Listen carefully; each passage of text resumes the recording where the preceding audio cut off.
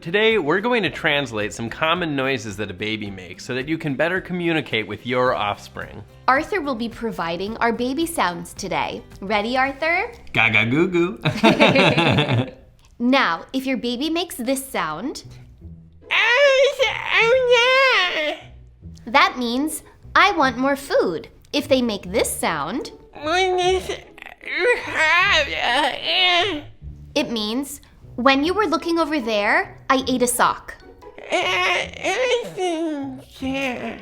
Are magazines still a thing? Orange example is a door hinge. They say that nothing rhymes with orange, but what about door hinge? And finally, I I wish I could talk.